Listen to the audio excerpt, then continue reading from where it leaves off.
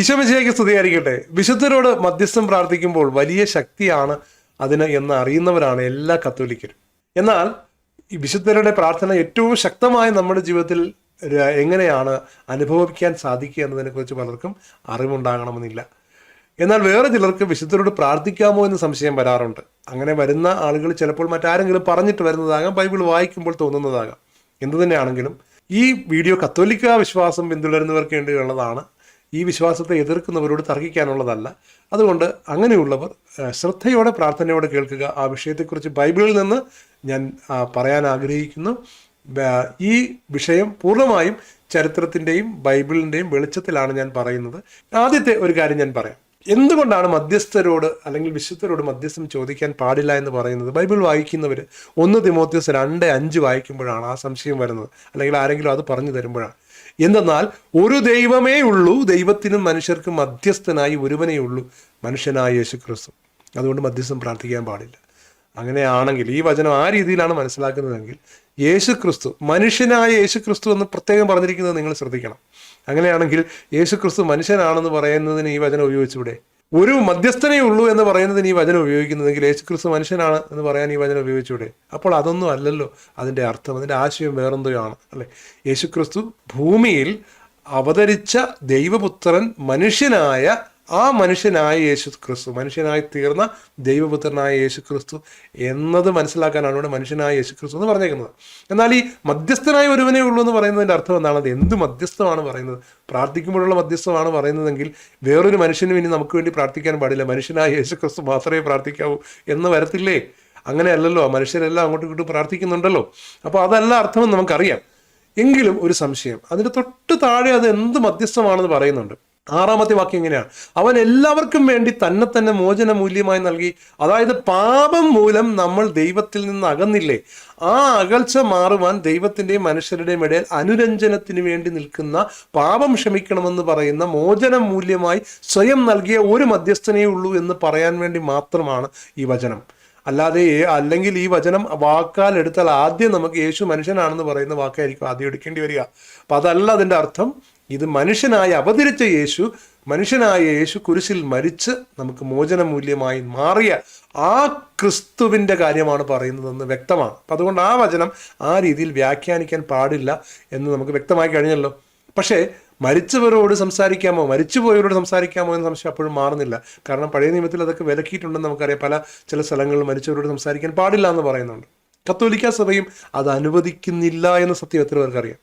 ഞാൻ വ്യക്തമായിട്ട് പറഞ്ഞു തരാം. പണ്ട് ചൈനയിൽ ഈ കൺഫ്യൂഷ്യസ് മതം, അതിലുള്ള ആളുകൾ ഇങ്ങനെ ലക്ഷക്കണക്കിന് ആൾക്കാർ കത്തോലിക്ക സഭയിലേക്ക് വരാൻ തയ്യാറായി നിൽക്കുകയാണ്. ഈശോസഭക്കാരാണ് അവിടെ ശുശ്രൂഷ ചെയ്യുന്നത്.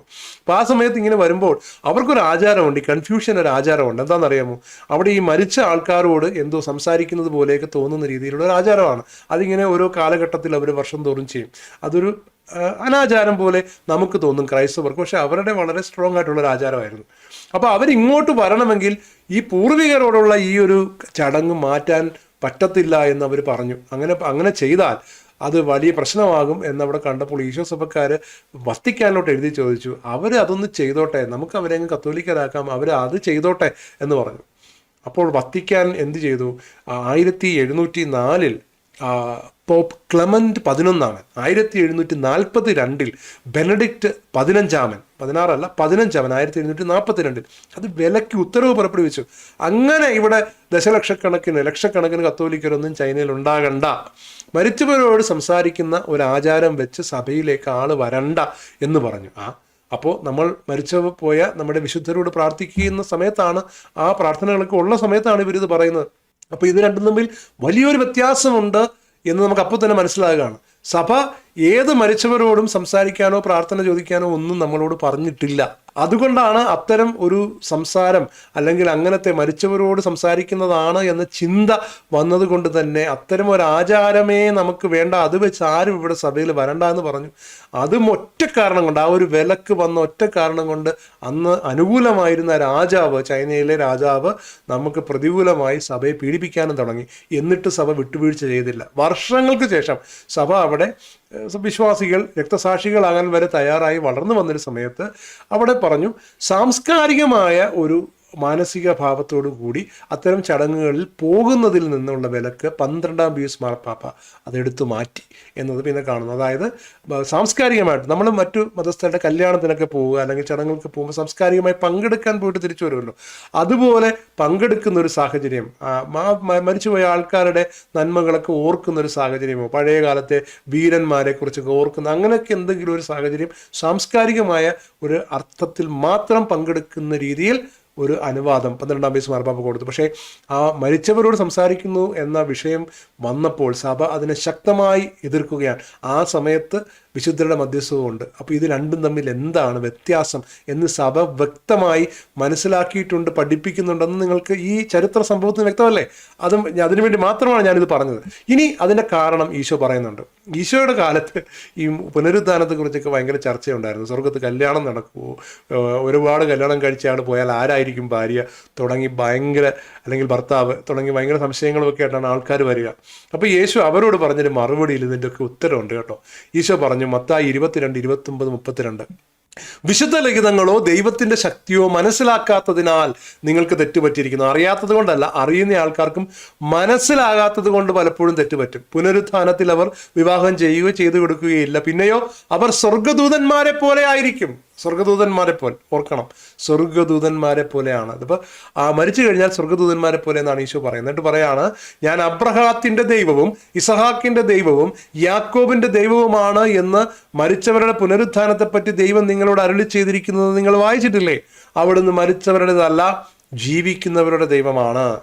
മത്തായി 22, 29 മുതൽ 32 വരെയുള്ള വാക്യങ്ങളാണ്. എന്നിട്ട് യേശു ഈ മരിച്ചുപോയ ആൾക്കാർക്ക്, അതായത് വിശ്വാസികളായവർ മരിച്ചു കഴിഞ്ഞാൽ, ദൈവത്തിൽ ഒരാൾ മരിച്ചു കഴിഞ്ഞാൽ അയാൾ ജീവിക്കുന്നു എന്നതിൻ്റെ ഒരു തെളിവ് ഈശോ വീണ്ടും പറയുകയാണ്. പ്രത്യേകിച്ച് ഈശോയിൽ മറ്റതൊക്കെ നീതിമാന്മാരാണ്. പിന്നീട് ഇങ്ങോട്ട് വരുമ്പോൾ കൊടിയ പാപം ചെയ്ത ഒരാളാണെങ്കിൽ പോലും അവൻ പിന്നീട് ഈശോയിൽ വിശ്വസിക്കുകയും ഈശോയിൽ അവൻ മരിക്കുകയും ചെയ്യുകയാണെങ്കിൽ എന്ത് സംഭവിക്കും? യേശു അവളോട് പറഞ്ഞു, ഞാനാണ് പുനരുദ്ധാനവും ജീവനും. യോഹന്നാൻ 11, 25, 26. എന്നിൽ വിശ്വസിക്കുന്നവൻ മരിച്ചാലും ജീവിക്കും. അങ്ങനെ ജീവിക്കുകയും എന്നിൽ വിശ്വസിക്കുകയും ചെയ്യുന്നവൻ ഒരിക്കലും മരിക്കുകയില്ല. ഇത് നീ വിശ്വസിക്കുന്നുവോ? അപ്പോൾ നമ്മൾ കർത്താവായ ഈശോയിൽ വിശ്വസിച്ച് മരണം അടയുന്ന ഒരാൾ, വിശുദ്ധി കർത്താവിനോട് ചേർന്ന് ജീവിച്ചിട്ട് മരിച്ച ഒരാൾ പിന്നീട് എന്താകുന്നു? അയാൾ മരിക്കുന്നില്ല, അയാൾ വീണ്ടും ജീവിക്കുകയാണ്. അയാൾ ഒരു നാളും മരിക്കുന്നില്ല. ഇത് നിത്യതയിലേക്കാണ് അയാൾ പ്രവേശിക്കുന്നതെന്ന് ഈശോയാണ് നേരിട്ട് പറഞ്ഞത്. അതുകൊണ്ടാണ് ഫിലിപ്പിയർ 1:23 പൗലോസ്ലീഹ പറയുന്നത്, എങ്കിലും എൻ്റെ ആഗ്രഹം മരിച്ച് ക്രിസ്തുവിനോട് കൂടെ ആയിരിക്കാനാണ്. അപ്പോൾ പൗലോസ്ലീഹ എന്താ മനസ്സിലാക്കിയിരിക്കുന്നത്? ജീവിക്കുമ്പോൾ ക്രിസ്തുവിനോട് കൂടെ ആയിരിക്കുന്ന പൗലോസ്ലീഹ മരിച്ചു കഴിഞ്ഞാൽ ക്രിസ്തുവിനോട് കൂടെ തന്നെ ആയിരിക്കും. അതാണ് കൂടുതൽ ശ്രേഷ്ഠം എന്ന് പറയുകയാണ്. അപ്പോൾ വീണ്ടും നമുക്കൊരു സംശയം, സ്വർഗത്തിൽ പോയി അസമ്മതിച്ചു, പക്ഷെ അവരോട് നമുക്ക് സംസാരിക്കാമോ? നേരത്തെ സംശയം തന്നെയാണ്, എങ്ങനെയാണ് അവരോട് സംസാരിക്കാൻ പറ്റുന്നത്? അപ്പം മരിച്ചുപോയ ആളുകൾ മനുഷ്യരുമായിട്ട് സ്വർഗത്തിലുള്ള മനുഷ്യർ, ദൈവത്തിൻ്റെ മക്കൾ, വിശുദ്ധർക്ക് മനുഷ്യരുമായി ഇടപെടുവാൻ ബൈബിളിൽ എന്തെങ്കിലും പെർമിഷൻ ഉണ്ടോ? അതാണ് നമ്മൾ നോക്കേണ്ടത്. അതിന് ഒരു ഉദാഹരണം ഞാൻ പറയാം. മത്തായി 17:2-3. ഈശോ ഭൂമിയിൽ ജീവിച്ചിരുന്ന സമയത്ത് മനുഷ്യൻ ചെയ്യാൻ പാടില്ലാത്ത ഒരു കാര്യവും ചെയ്തിട്ടില്ല. അപ്പം അങ്ങനെയാണെങ്കിൽ ഈശോ അവിടെ കാണുന്നത്, ഈ മത്തായി 17:2-3 യേശു താബോർ മലയിൽ വെച്ച് ഈശോയുടെ മുഖം സൂര്യനെ പോലെ വെട്ടിത്തിളങ്ങിയെന്നാണ്. എന്നിട്ട് അവിടെ മോശയും ഏലിയായും അവനോട് സംസാരിക്കുന്നതായി ആര് കണ്ടു? ശിഷ്യന്മാർ കണ്ടു എന്നാണ് അവിടെ പറയുന്നത്. അപ്പോൾ മോശയും ഏലിയായും നൂറ്റാണ്ടുകൾക്ക് മുമ്പ് ദൈവസന്നിധിയിലേക്ക് പോയ ദൈവത്തിൻ്റെ ദാസന്മാരാണ്. അവർ അതാ യേശുവിൻ്റെ അടുക്കൽ സംസാരിക്കാനായി വന്നിരിക്കുന്നു. ഇനി അത് മോശയും ഏലിയായും അല്ലേ? അപ്പോൾ അതുപോലല്ലല്ലോ നമ്മുടെ പിന്നെ സാധാരണ വിശുദ്ധരായവർ എന്ന് നിങ്ങൾക്ക് സംശയമുണ്ടെങ്കിൽ ഇതാ മത്തായി 27, 51, 53 എടുത്ത് വായിച്ചു നോക്ക്. അപ്പോൾ ദേവാലയത്തിൻ്റെ തിരശീലകൾ മുകൾ മുതൽ താഴെ വരെ രണ്ടായി കീറി, ഭൂമി കുലുങ്ങി, പാറകൾ പിളർന്നു, ശവകുടീരങ്ങൾ തുറക്കപ്പെട്ടു, നിദ്ര പ്രാപിച്ചിരുന്ന പല വിശുദ്ധന്മാരുടെയും ശരീരങ്ങൾ ഉയർപ്പിക്കപ്പെട്ടു. അവൻ്റെ പുനരുദ്ധാനത്തിന് ശേഷം, ഈശോയുടെ പുനരുദ്ധാനത്തിന് ശേഷം അവർ ശവകുടീരങ്ങളിൽ നിന്ന് പുറത്തു വന്ന് വിശുദ്ധ നഗരത്തിൽ പ്രവേശിച്ച് പലർക്കും പ്രത്യക്ഷപ്പെട്ടു. അപ്പോൾ മരിച്ചുപോയ ദൈവത്തിൻ്റെ ദാസന്മാരായ വിശുദ്ധന്മാർ എന്ത് ചെയ്തു? പല വിശുദ്ധന്മാരുടെയും ശരീരങ്ങൾ ഉയർപ്പിക്കപ്പെട്ടു എന്ന് കേൾക്കുക, വചനമാണ്. ഓക്കെ, എന്നിട്ട് അവർ പ്രത്യക്ഷപ്പെട്ടു പലർക്കും. നോക്കുക, മനുഷ്യരുടെ മുമ്പിൽ പ്രത്യക്ഷപ്പെടുന്ന ഉയർത്തെഴുന്നേറ്റ വിശുദ്ധന്മാരെ കുറിച്ചാണ് കർത്താവിൻ്റെ ഈ വചനം പറയുന്നത്. അപ്പോൾ അതുകൊണ്ട് മാതാവ് പ്രത്യക്ഷപ്പെട്ടു എന്നൊക്കെ പറയുമ്പോൾ അത് വചനവിരുദ്ധമാണ് എന്നൊന്നും നിങ്ങൾ ചിന്തിക്കരുത്. മോശയും ഏലിയായും അനേകം വിശുദ്ധരും ഭൂമിയിൽ പ്രത്യക്ഷപ്പെട്ടിട്ടുണ്ട് മരിച്ചതിന് ശേഷം എന്ന് ആരാണ് പറയുന്നത്? ദൈവത്തിൻ്റെ വചനമാണ് പറയുന്നത്. ഇനി അവർ സ്വർഗത്തിൽ നമുക്ക് വേണ്ടി പ്രാർത്ഥിക്കുന്നുണ്ടോ? അങ്ങനെയാണെങ്കിൽ വെളിപാട് 8:3-4 എടുത്തൊന്ന് വായിച്ചു നോക്കുക. അവിടെ പറയുന്നത് ദൂതന്മാർ ഇങ്ങനെ പറയുന്നു, ദൂതൻ്റെ കയ്യിൽ നിന്ന് പരിമള ദ്രവ്യങ്ങളുടെ ധൂപം വിശുദ്ധരുടെ പ്രാർത്ഥനകളോടൊപ്പം ദൈവസന്നിധിയിലേക്ക് ഉയർന്നു. അപ്പോൾ വിശുദ്ധരുടെ പ്രാർത്ഥനകളോടൊപ്പം ദൈവസന്നിധിയിലേക്ക് ദൂതന്മാരുടെ പ്രാർത്ഥനകൾ ഉയരുന്നു. നമുക്കറിയാം, നമ്മൾ റഫായേൽ മാലാഖയെക്കുറിച്ച് കേട്ടിട്ടുള്ളത് എന്താണ്? ശരിക്കും പറഞ്ഞാൽ റഫായേൽ മാലാഖ സ്വർഗത്തിൽ പ്രാർത്ഥിക്കുന്നൊരു മാലാഖയാണെന്നാണ് തോബിത്തിൻ്റെ പുസ്തകത്തിൽ പറയുന്നതല്ലേ. അതറിയാവുന്ന നമുക്ക് ഇതാ മാലാഖമാർ മനുഷ്യരുടെ ആവശ്യങ്ങൾ ദൈവസന്നിധിയിൽ ഇങ്ങനെ അർപ്പിക്കുകയാണ്. വിശുദ്ധരുടെ പ്രാർത്ഥനകളോടൊപ്പം ദൈവസന്നിധിയിലേക്ക് വരുന്നു. ഭൂമിയിൽ ജീവിക്കുന്ന വിശുദ്ധരും അതെ, അതുപോലെ തന്നെ നിദ്ര പ്രാപിച്ചിരുന്ന പല വിശുദ്ധന്മാരും ഉയർത്തെഴുന്നേറ്റില്ലേ, അവരുടെയും പ്രാർത്ഥനകളോടൊപ്പമാണ് സ്വർഗത്തിലേക്ക് ഉയരുന്നതെന്ന് നമ്മൾ മനസ്സിലാക്കുകയാണ്. പക്ഷേ അപ്പോൾ നമുക്ക് മനസ്സിലായി, വിശുദ്ധരോട് നമുക്ക് സംസാരിക്കാം. അപ്പോൾ ഉദാഹരണത്തിന് നിങ്ങൾ ദൈവദൂതന്മാരെ പോലെ ആയിരിക്കുമെന്നല്ലേ പറഞ്ഞതല്ലേ? ഈശോ ഒരിക്കൽ പറഞ്ഞിട്ടില്ലേ, ഈ എളിയവരിൽ ഒരുവനെക്കുറിച്ച് നിങ്ങൾ ഒന്നും പറയുമ്പോൾ, വളരെ എന്തെങ്കിലും പറയുമ്പോൾ, അവരെ നിസ്സാരമാക്കി നിങ്ങൾ എന്തെങ്കിലും പറയുമ്പോൾ നിങ്ങൾ വളരെയധികം സൂക്ഷിക്കണം. കാരണം എന്താണ്? അവരുടെ ദൂതന്മാർ എൻ്റെ പിതാവിൻ്റെ മുഖം കാണുന്നു എന്ന് ദർശിച്ചു കൊണ്ടിരിക്കുന്നു എന്ന് നിങ്ങൾ അറിയണമെന്നാണ് ഈശോ പറഞ്ഞത്. എന്നാലോചിച്ച് നോക്കിയേ, ദൂതന്മാർ ഈ ഭൂമിയിൽ നിങ്ങൾ മറ്റൊരാളെക്കുറിച്ച് പറയുന്ന കാര്യം കേൾക്കുമെന്ന് ഈശോ പറയുകയാണ്. ശരിയല്ലേ? അപ്പോൾ അങ്ങനെ ഈശോ പറയുമ്പോൾ, അങ്ങനെ പറയുന്ന ഈശോ സ്വർഗത്തിലുള്ളവർക്ക് ഭൂമിയിലുള്ളവരുടെ സംസാരം കേൾക്കാമെന്ന് തെളിയിക്കുകയാണ് ചെയ്തത്. Praise the Lord. അപ്പോൾ അങ്ങനെ തെളിയിച്ചിരിക്കുമ്പോൾ നമുക്ക് ഈ വിശുദ്ധരോട് സംസാരിക്കാമെന്നും അവർക്ക് നമ്മളുടെ അടുക്കിലേക്ക് വരാമെന്നും ബൈബിൾ പറയുമ്പോൾ, സഭ മരിച്ച എല്ലാവരോടും സംസാരിക്കാനല്ല, സ്വർഗത്തിലെത്തിയെന്ന് ഉറപ്പുള്ളവരോട് മാത്രമേ സംസാരിക്കാൻ പറയുന്നുള്ളൂ എന്നതും കൂടെ മനസ്സിലാക്കുമ്പോൾ, മധ്യസ്ഥ പ്രാർത്ഥന, വിശുദ്ധരുടെ മധ്യസ്ഥ പ്രാർത്ഥന ശരിക്കും പറഞ്ഞാൽ ധ്യാനപൂർവ്വം ചിന്തിച്ചാൽ യേശു പറഞ്ഞതുപോലെ ദൈവത്തിൻ്റെ വചനം മനസ്സിലാക്കാത്തത് കൊണ്ട് തെറ്റുപറ്റുന്നത് പോലെയല്ല, മനസ്സിലാക്കി കഴിഞ്ഞാൽ നമുക്കതിൻ്റെ ശരി മനസ്സിലാക്കാൻ പറ്റും.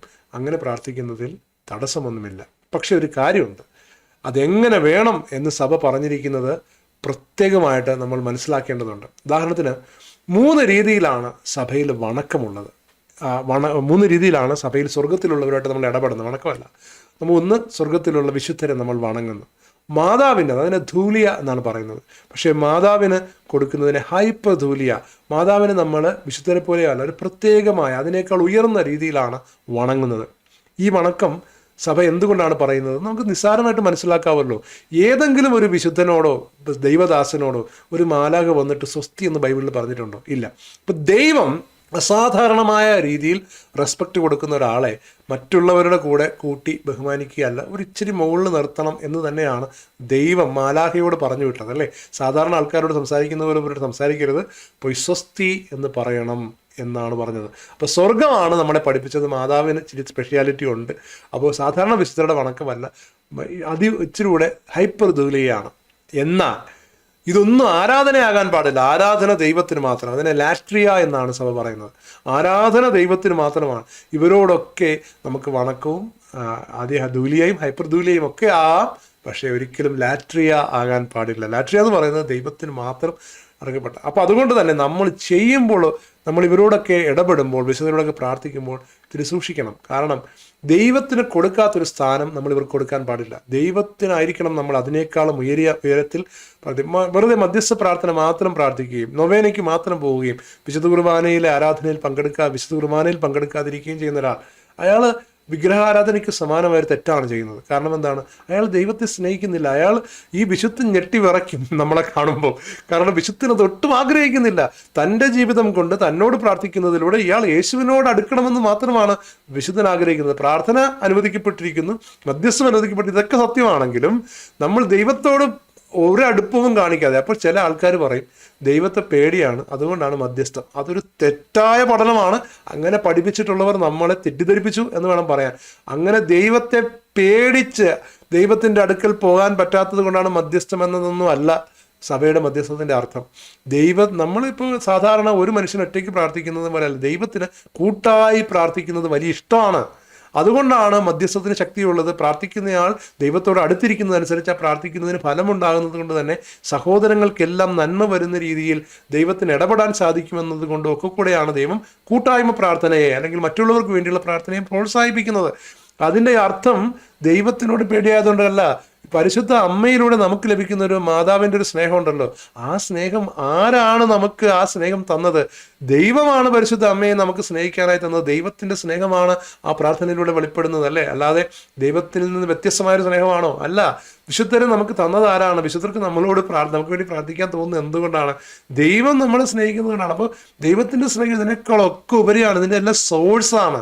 അപ്പോൾ അത് മനസ്സിലാക്കാതെ പ്രാർത്ഥിച്ചാൽ അത് തെറ്റായി പോകും.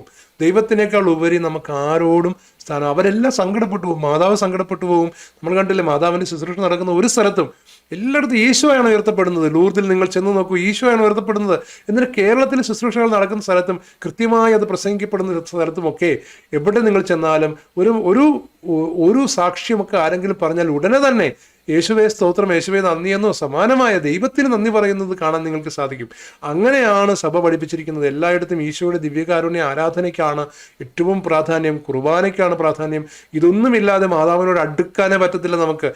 വിശുദ്ധ കുർബാന, കുമ്പസാരിക്കുക, കുർബാന സ്വീകരിക്കുക, ബൈബിൾ വായിക്കുക, ഇതൊക്കെ ചെയ്യുന്നവരോടാണ് മാതാവിന് സ്നേഹം. അപ്പോൾ എല്ലാ വിശുദ്ധരുടെയും പ്രാർത്ഥന ഇഫക്റ്റീവായിട്ട് വേണമെന്നുണ്ടെങ്കിൽ നമ്മൾ എന്താണ് ചെയ്യേണ്ടത്? അവരാഗ്രഹിക്കുന്നത് പോലെ നമ്മൾ ആയിത്തീരണം. അവരെന്താണ് ആഗ്രഹിക്കുന്നത്? എല്ലാറ്റിലും ഉപരി നമ്മൾ ദൈവത്തെ സ്നേഹിക്കണമെന്നാണ്. അവരെക്കാളും ഉപരി പോലും നമ്മൾ ദൈവത്തെ സ്നേഹിക്കണമെന്നാണ് അവരാഗ്രഹിക്കുന്നത്. അപ്പോഴാണ് അവർ നമുക്ക് വേണ്ടി നന്നായിട്ട് പ്രാർത്ഥിക്കുക. നമ്മൾ പ്രാർത്ഥിക്കുമ്പോൾ അവർക്ക് ഭയങ്കര ഉഷാറാണ്. കാരണം അവരുടെ സ്വാധീനം നിമിത്തം നമ്മൾ ദൈവത്തോട് അടുത്തു. അവർക്ക് ഇപ്പോഴും മിനിസ്റ്റർ ചെയ്യാൻ സാധിക്കുന്നു, അല്ലേ? അല്ലാതെ പണ്ടൊരു കഥ പറഞ്ഞു കേട്ടിട്ടുണ്ടല്ലോ, അല്ലേ? ഈ അന്തോനിസിനോട് മാത്രം പ്രാർത്ഥിക്കുന്ന ഒരു അമ്മച്ചിയുണ്ട്. അമ്മച്ചിക്ക് അറിയാത്തത് കൊണ്ടാണെന്ന് നമുക്കറിയാം. പക്ഷെ അതുകൊണ്ടാണല്ലോ സഭ നമ്മളെ അങ്ങനെ ചെയ്യരുതെന്ന് പറയുന്നത്.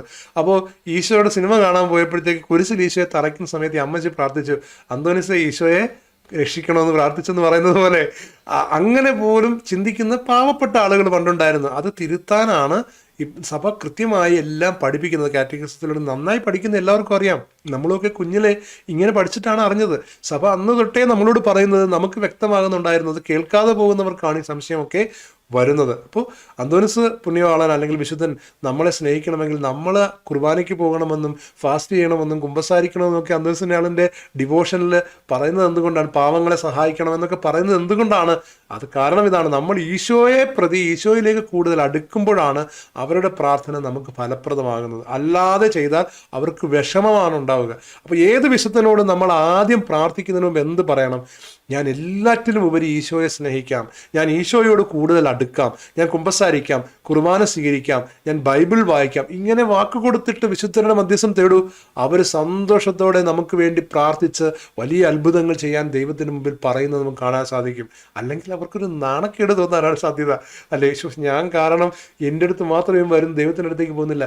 അപ്പോൾ എല്ലാ വിശുദ്ധരും കൂടെ ആയിരിക്കാം ഈ ഒരു സന്ദേശം എന്നിലൂടെ നിങ്ങൾക്ക് തരാൻ ആഗ്രഹിക്കുന്നതെന്ന് ഞാൻ വിശ്വസിക്കുന്നു. ഈശോയെ എല്ലാറ്റിലും ഉപരി സ്നേഹിക്കുകയും വിശുദ്ധരോട് മധ്യസ്ഥം ചോദിക്കുകയും ചെയ്താൽ വിശുദ്ധർക്ക് നമുക്ക് വേണ്ടി പ്രവർത്തിക്കാൻ സാധിക്കും. വെളിപാട് 22:8-9 പറഞ്ഞത് കൂടെ പറഞ്ഞിട്ട് ഞാൻ അവസാനിപ്പിക്കാം. യോഹന്നാനുണ്ടല്ലോ, ഇവ കേൾക്കുകയും കാണുകയും ചെയ്തപ്പോൾ ഇവ കാണിച്ചു തന്ന ദൂതനെ ആരാധിക്കാൻ ഞാൻ അവൻ്റെ കാൽക്കൽ വീണു. അപ്പോൾ അവൻ എന്നോട് പറഞ്ഞു, അരുത്, നിന്റെയും നിന്റെ സഹോദരന്മാരായ പ്രവാചകന്മാരുടെയും ഈ ഗ്രന്ഥത്തിലെ വചനങ്ങൾ കാക്കുന്നവരുടെയും സഹദാസനാണ് ഞാൻ, ദൈവത്തെ ആരാധിക്കുക. കത്തോലിക്ക സഭ അതല്ലേ പഠിപ്പിക്കുന്നത്? നിങ്ങൾ കണ്ടിട്ടുണ്ടോ? കത്തോലിക്ക സഭയിൽ ആരാധനാ സമാനമായ സാഷ്ടാംഗ പ്രണാമം എപ്പോഴും നമ്മൾ നടത്തുന്നത് ഒരേ ഒരു സ്ഥലത്താണ്. നിങ്ങൾ എപ്പോഴും ഓർക്കണം, എൻ്റെ എല്ലാ വീഡിയോയിലും ഞാനത് പറയും. ഈശോയുടെ സക്രാരിയുടെ മുമ്പിലും വിശുദ്ധ ഈശോയാണെന്ന് നമുക്കറിയാവുന്ന, ഈശോയാണ് വിശുദ്ധ കുർബാനയിൽ ഈശോയാണെന്ന് നമുക്കറിയാം. ഈശോയുടെ മുമ്പിൽ മാത്രമേ നമ്മൾ ആ രീതിയിൽ ഒരു ആരാധന കാണിക്കുകയുള്ളൂ. ബാക്കി ചിത്രങ്ങളൊക്കെ നമ്മൾ വണങ്ങത്തേ ഉള്ളൂ. പോകുമ്പോഴെല്ലാം ഓരോ ചിത്രത്തിന് മുമ്പിൽ നമ്മൾ മുട്ടുകുത്തി വീഴുവോ? ഇല്ല. നമ്മൾ വണങ്ങുവോ? ഇല്ല. നമ്മൾ ഒരു സ്നേഹവും ബഹുമാനവും കാണിക്കുന്നു. ഇതാണ് സഭ നമ്മളെ പഠിപ്പിക്കുന്നത്. അത് സഭ കൃത്യമായി പഠിപ്പിക്കുന്നത് എന്താണെന്ന് കൃത്യമായി അറിയണം. അറിവില്ലായ്മ മൂലം കാണിക്കുന്ന കാര്യങ്ങൾ നമ്മൾ തിരുത്തുകയും ചെയ്യണം. അപ്പോൾ ഈശോയെ കൂടുതൽ സ്നേഹിക്കുക, വിശുദ്ധരോട് മധ്യസ്ഥം അപേക്ഷിക്കുക, അവർ നമുക്ക് അത്ഭുതങ്ങൾ ചെയ്തു തരും. അല്ലാതെ ഈശോയെ ആരാധിക്കാത്തവൻ വിശുദ്ധരെ സോപ്പിട്ട് ഈ ദൈവത്തിൻ്റെ അടുത്ത് പോകാൻ എനിക്ക് പേടിയാണ് എന്നൊക്കെ പറഞ്ഞാൽ അവരാദ്യം പറയുക, അമ്മയേക്കാൾ കൂടുതൽ സ്നേഹിക്കുന്ന ദൈവം എന്ന് ബൈബിളിൽ പറഞ്ഞിരിക്കുന്ന ദൈവം, ഭൂമിയിലെ ദുഷ്ടരായ മാതാപിതാക്കളെക്കാൾ കൂടുതൽ ഞാൻ നിങ്ങളെ സ്നേഹിക്കുന്നു, നിങ്ങൾക്ക് അവരെക്കാൾ കൂടുതൽ ഞാൻ കാര്യങ്ങൾ ചെയ്തു തരുമെന്ന് പറഞ്ഞിരിക്കുന്നത് ദൈവം, പ്രാർത്ഥിക്കുന്നതിന് മുമ്പ് നിന്റെ ആഗ്രഹം പിതാവിന് അറിയാമെന്ന് പറഞ്ഞിരിക്കുന്ന ദൈവം, ആ ദൈവത്തിൻ്റെ അടുത്ത് പോകാൻ നിനക്ക് മടിയാണെന്ന് പറയുന്നത് തന്നെ നീ ദൈവത്തെ നന്നായി മനസ്സിലാക്കിയിട്ടില്ല എന്നതിൻ്റെ അർത്ഥമാണ്. പക്ഷെ ആ ദൈവത്തിൻ്റെ അടുത്ത് പോകുമ്പോൾ നിന്റെ കൂടെ നിനക്ക് വേണ്ടി പ്രാർത്ഥിക്കാൻ വിശുദ്ധരായ ആൾക്കാർ കൂടെ ഉണ്ടെന്ന് പറയുന്നത് എന്തൊരു ബലമാണ് അല്ലേ. ഒറ്റയ്ക്കിരുന്ന് പ്രാർത്ഥിക്കുന്നതിനേക്കാളും ഒരുമിച്ച് സ്തുതിക്കുമ്പോഴല്ലേ ദൈവം വലിയ അത്ഭുതങ്ങൾ ചെയ്യുന്നത്. എന്തുകൊണ്ടാണ് ചെയ്യുന്നത്? നന്നായി പ്രാർത്ഥിക്കുന്ന ഒരാൾ നമ്മുടെ ഇടയിൽ നേതാവായി വരുമ്പോൾ കൂടുതൽ അത്ഭുതങ്ങൾ ദൈവം ചെയ്യുന്നത് കണ്ടിട്ടില്ലേ? എന്താണ് അങ്ങനെ ചെയ്യാൻ കാരണം ദൈവത്തിന് അങ്ങനെ നീതിമാന്മാരായ മനുഷ്യരും പ്രാർത്ഥിക്കുന്ന മനുഷ്യരും ദൈവത്തോടടുത്ത മനുഷ്യരും മറ്റുള്ളവർക്ക് വേണ്ടി പ്രാർത്ഥിക്കുന്നതിലൂടെ അവരുടെ ജീവിതത്തിൽ ഇടപെടുന്ന ദൈവിക സ്നേഹത്തിൻ്റെ ഒരു സമവാക്യമാണ് ദൈവത്തിൻ്റെ പ്രവർത്തന രീതികൾ. അത് കൃത്യമായി അറിയുന്നവർക്ക് വിശുദ്ധരുടെ മധ്യസ്ഥത്തിൻ്റെ പ്രത്യേകത മനസ്സിലാക്കാൻ സാധിക്കും. അതേസമയം ദൈവം ആഗ്രഹിക്കാത്ത രീതിയിൽ, വിശുദ്ധരും മാതാവും ആഗ്രഹിക്കാത്ത രീതിയിൽ അവരെ സ്നേഹിക്കരുത്. അവരെ സ്നേഹിക്കുമ്പോൾ അതിൻ്റെ 1000 മടങ്ങ് ദൈവത്തെ സ്നേഹിക്കുമ്പോഴാണ് അവർക്ക് സന്തോഷമുണ്ടാകുക. അവരെത്ര വേണമെങ്കിലും സ്നേഹിക്കാം. അപ്പോൾ മാതാവിനെയും നമുക്ക് എത്ര വേണമെങ്കിലും സ്നേഹിക്കാം. പക്ഷേ മാതാവിൻ്റെ കൂടെ ചേർന്ന് ഈശോയെ അതിൻ്റെ 1000 മടങ്ങ് സ്നേഹിച്ചില്ലെങ്കിൽ മാതാവ് സങ്കടപ്പെടത്തേ ഉള്ളൂ. മാതാവ് പറയും, കുമ്പസാരിക്ക്, കുർബാന സ്വീകരിക്ക്, വചനം വായിക്ക്, കർത്താവിനെ അനുസരിക്കുക. ഇതൊക്കെയല്ലേ ഇപ്പോഴും മാതാവ് തരുന്ന എല്ലാ സന്ദേശങ്ങളിലും നമ്മൾ കാണുന്നത്. അങ്ങനെയൊക്കെ ചെയ്യാത്ത ഒരാൾക്ക് മാതാവ് അത്ഭുതമൊന്നും ചെയ്യാൻ ആഗ്രഹിക്കുന്നില്ല. പിന്നെ ദൈവകരുണ കൊണ്ട് നമ്മളെ സഹായിക്കുന്നതാണ് പലപ്പോഴും. അതുകൊണ്ട് ഈ സന്ദേശം അവരിൽ നിന്നാണെന്ന് നിങ്ങൾ മനസ്സിലാക്കണമെന്ന് ഞാൻ അഭ്യർത്ഥിക്കുന്നു. ഇതാണ് സഭ പഠിപ്പിക്കുന്നത്, ഇത് മാത്രമാണ് സഭ പഠിപ്പിക്കുന്നത്. ഇത് പൂർണ്ണമായും വിശ്വസിച്ച് വിശുദ്ധരോടൊപ്പം പ്രാർത്ഥിച്ച് സ്വർഗത്തിലേക്ക് പോവുക. കത്തോലിക്ക സഭയിലെ എല്ലാ നന്മകളും അനുഭവിക്കാൻ നമുക്ക് എല്ലാവർക്കും ഇടവരട്ടെ. ദൈവത്തിന് നന്ദി.